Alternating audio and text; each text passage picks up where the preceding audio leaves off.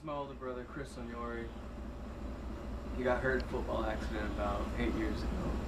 And I just wrote this short little tune for him last night for today. It's called Number 24. And number 24 is the jersey that he wore when he played football. And he got hurt senior year playing football. I was a freshman, he was a senior year.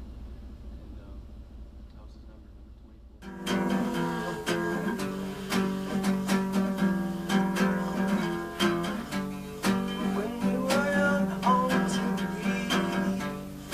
Running around so happy, all of our friends chilling after school, shooting some hoops, nights right there. I did what you did, standing tall. Believe I've been, I'm alone. I'm alone.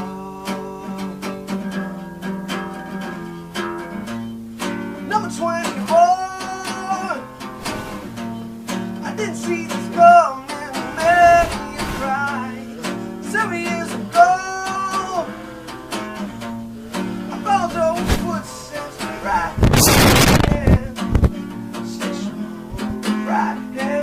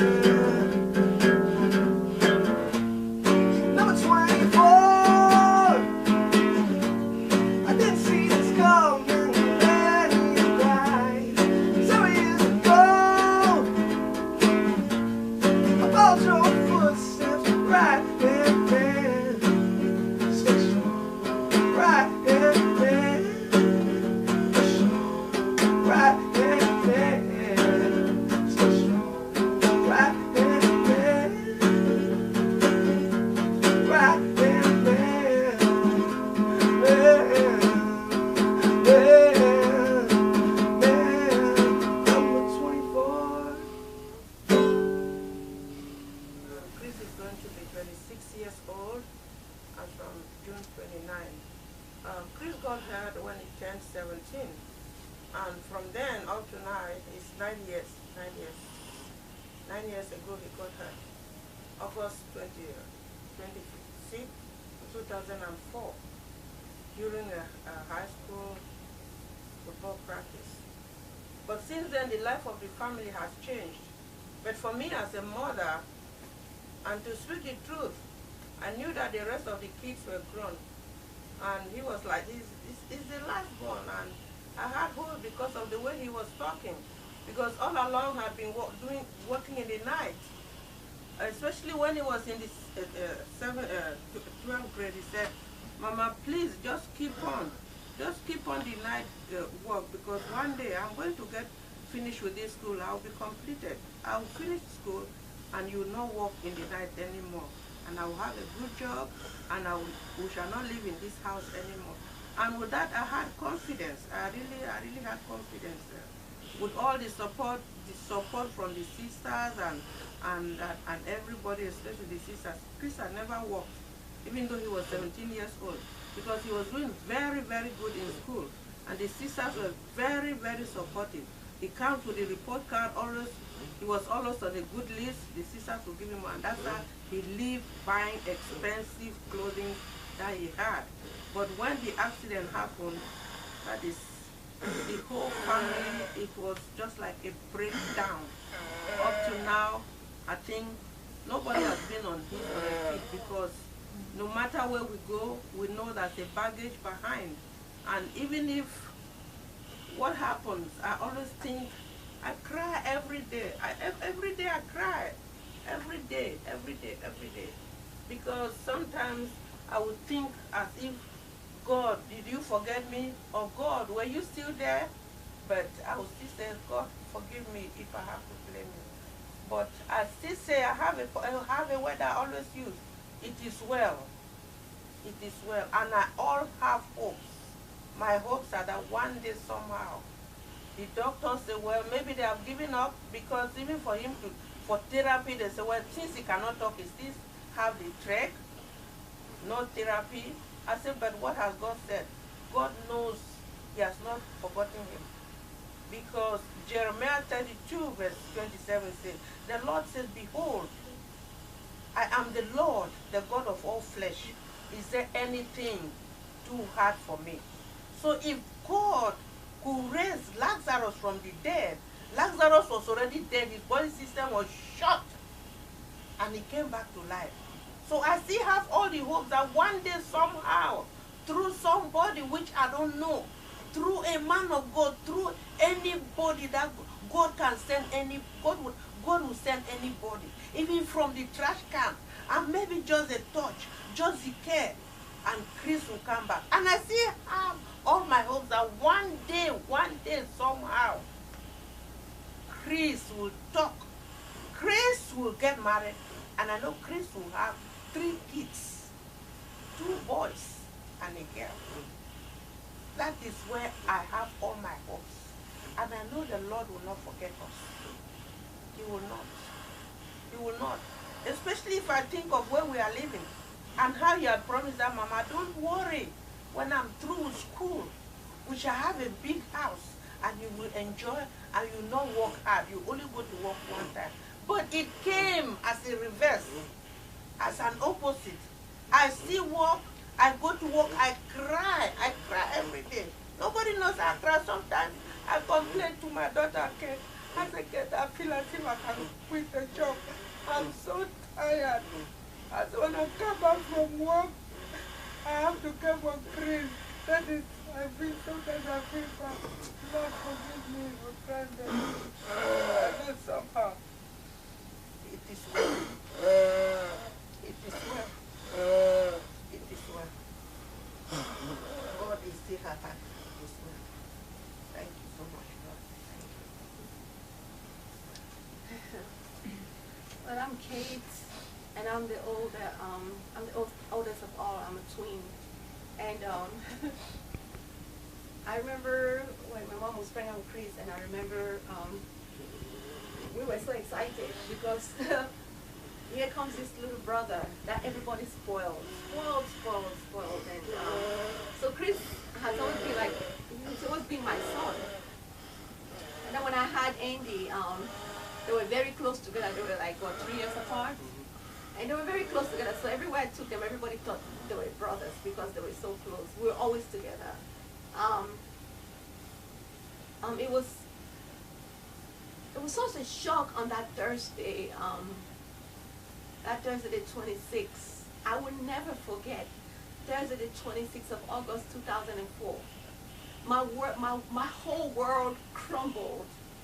I remember coming back from work that Thursday, and I was in the living room, and we had a phone call from the hospital, from Kennesaw Hospital, and at first they told us that it was about our brother.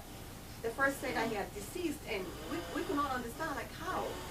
And then they called us back and said, no, you know, he had a football accident, and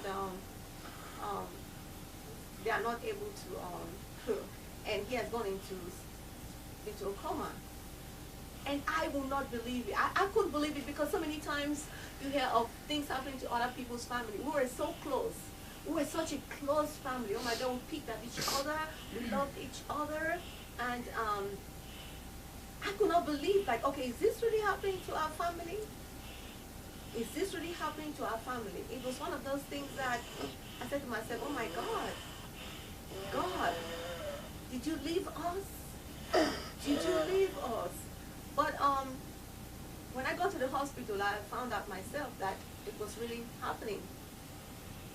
I was so shocked. I could not believe that, wow, this has really happened to my family. My brother, my baby brother, the one who I loved so dearly, um, was was hit so hard during football practice that he got into a coma. Um, working with hospice and taking care of my patients, I could not believe that my brother was going to be a patient.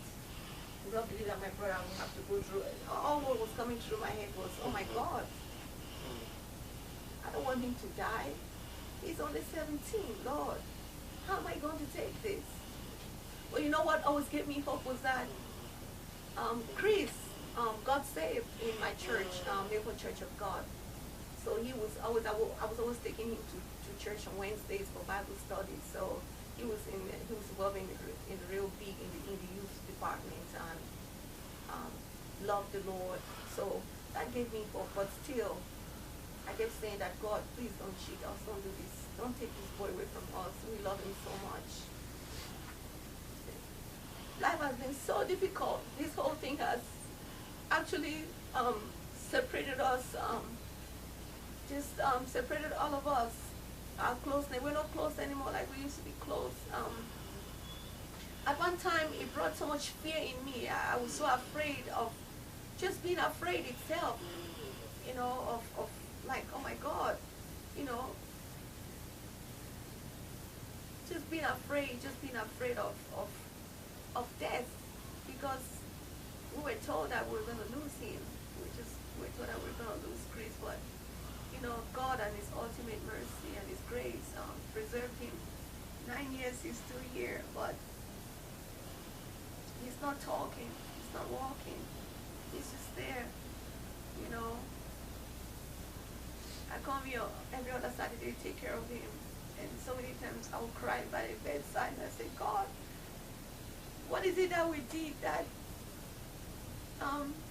we have to go through this? But I understand that everything is, God has His own glory, so I understand that. But it's very difficult, it's very, very difficult to see your little brother, a boy who was a straight A student and had such a future, had a future to go to college, and in this state, very, very difficult. It kind of alerted me to be kind to people. It changed my whole life. To be kind to people, to love people, to give them the best love I can give, you know, because one never knows tomorrow. I remember the last time I spoke to Kris was that same day that he got hurt, that morning. Andy was in the bedroom trying to get himself ready, and Kris was already done, and Kris opened that door to get into his car to go to school. I remember that morning I got out and I said, Kris, don't leave, wait for your brother. And he said, and you better come on or else I'm going to leave you. And that was the last word that Kris actually spoke.